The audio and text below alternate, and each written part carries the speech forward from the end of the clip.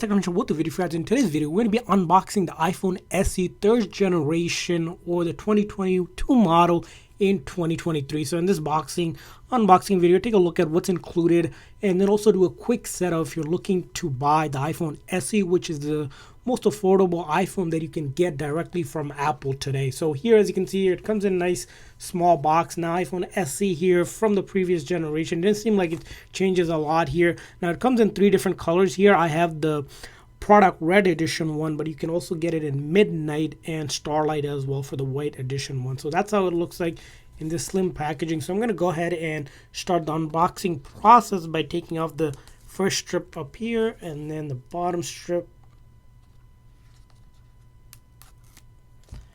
And then once you do that, you can go ahead and open it up. And as you can see, this is the product red edition. So there's only 3 different colors, 64 gig. Now this one, the price starts at $429 if you're looking on Apple's website. And then if you get the 128 gig, it's $479. And then of course, if you get the 256 gig, which is the most you can get, it's $579. So here, as you can see here, this is the product red edition, which again looks very much similar to the iPhone SE 2nd generation, so I'm not really surprised here. It does have a plastic here, the Touch ID here, and then here in the box, a couple other things to look at before you look at the phone. The USB-C type charging that's available for you, but because this is a USB Type-C charger here, you'll need to get your own power adapter. This was not included, so you have to buy this separately, which you have to still spend like $20-30 on that. And then here, as you'll notice here, you get the pamphlet here. Now surprisingly, the SE here does have a SIM card tray on it, unlike the iPhone 14 lineup here. So you have the SIM to take out the SIM card if you're going to be installing your SIM card, which we'll show you in a second how to do that as well. And then the pamphlet itself. So that's the only thing included in the box here, nothing more. And then like I said, here is the box. And then we'll put this aside here and take a look at the unboxing. Actually put on this side of the device itself here. As you can see, there's a plastic here, so we'll go ahead and take the plastic off, which I'm surprised they put a plastic because in the other models they just have the paper cover. So this one went back a little bit down because I thought they were trying to reduce plastic. So kind of weird from Apple that they included plastic, but whatever.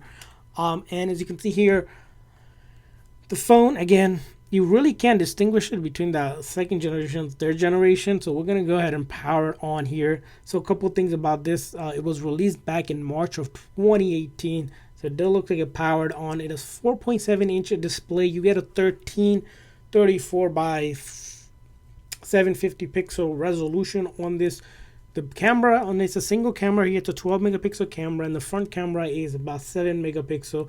It does come with a really nice chipset, which is the A15 Bionic chip and 4 gigs of RAM, which is similar to the iPhone 13 lineup as well. So it does pack a punch for a small phone if you like that Touch ID, which most people, the reason why they get the iPhone SE 3rd generation is because they are pretty much in love with the Touch ID here. So I'm going to go ahead and select the language, the country, and then quick manual setup. Go ahead and select my network. So I'm just going to put my password in really quick. Don't mind here for my network here. And I'm going to go ahead and set it up. So whenever you're setting up any iPhone, you need to connect it to the internet. And the reason that is because it needs to verify that the phone here can be activated on the Apple server itself. And the battery size on this phone, I believe, is 2018 mAh, which equates to about 15 hours of video playback, which again, compared to some of the newer ones, which can go up to 24 hours. This one isn't the greatest, but it's still a decent size battery here. And then you can of course go ahead and set things up like your Touch ID and things, but just for the sake of this unboxing video, I'm just going to simply go through it. But you want to basically set this up, put a passcode. Of course, don't want to let someone have access to it, but for our case, I'm just going to simply not use any of that. Of course, make sure you move your data over if you have a backup from iCloud or your computer, or if you choose not to do it, start new, you can just simply choose that.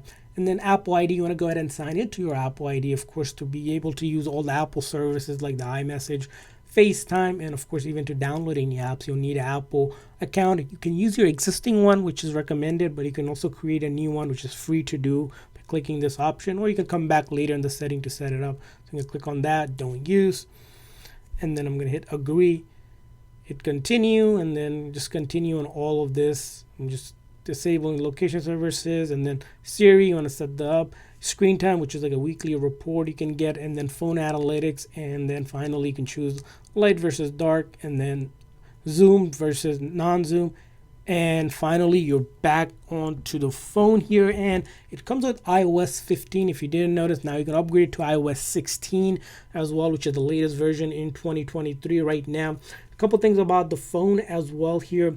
Now this is a pocket-sized phone. Again, I said this is really light, like if compared to a heavier or newer phones like the iPhone 13 lineup, which are really a little bit heavier. This weighs just a little over 5 ounces, so just neat here.